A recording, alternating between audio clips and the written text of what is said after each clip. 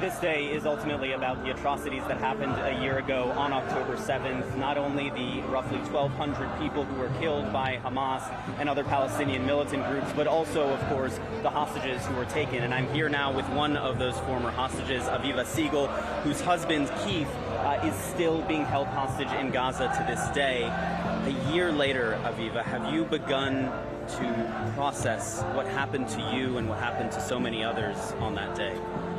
I'm just the saddest person in earth. All I want to do is to cry, thinking about Keith there underneath the ground. And all the hostages, it's just breaking my heart to think about that there's so many days has passed and every minute that they're there is too much.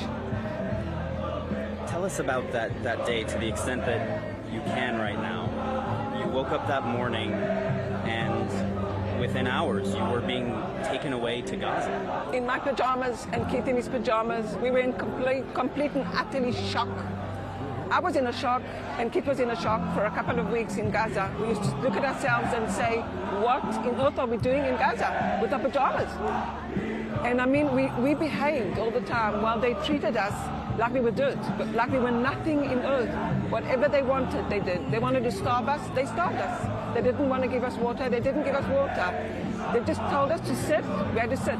Even though Keith had his broken ribs and it was very difficult for him to sit, he could hardly breathe and he had a sore from being shot. I just can't imagine what Keith is thinking now and if he's be able to keep strong enough to keep alive, because I know that so many minutes I just wanted to die. And the hardest thing for me is when they tortured Keith and when they tortured the girls. And I do know that Keith is with the same people and being tortured. And my heart is broken up into pieces. And I want to tell you that while I was in Gaza and the Hamas terrorists told me, they interviewed me and I had to speak. I told Keith that I think I'm going to cry. And he said, no, Aviva, don't cry. Your children don't want to see you like that. They want to see you strong. Show them that you're strong. And in April, the video came out of Keith, and Keith's crying. And that means, it just means that he's in really bad shape. And you can see out the knees, his bones are out.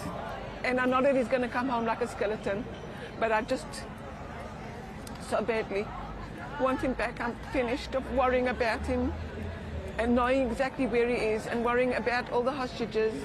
A year is too much. It's just too much. It's cruel. It's the cruelest thing in earth, knowing what they're going through and leaving them there. You endured 51 days of captivity.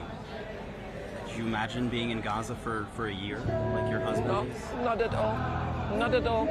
In those 51 days, I was sure that I was forgotten and they just can't find us because we're underneath the ground. And to think about Keith, a year, that's 7 times more than me. I don't know. I just don't know what kind of Keith we're going to get back and how the hostages are going to come back. We do know from the 6 hostages that came back a month ago, their conditions were the worst. And that should have woken up the leaders of the world.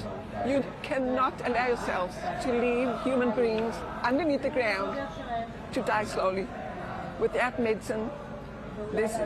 One of the hostages has celiac, and I know that he's been forced to eat pita, bread. Kids got high blood pressure, and there's children that don't have their parents because their mother's been killed and their father's there.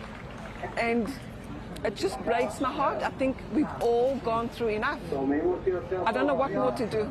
I don't know what more I can do, because I do know that Keith and the hostages cannot stay there. Because I'm a human person. I've got a heart, and Keith's got a heart, and I feel for them. And I feel that it's the most cruelest thing in earth to leave them there.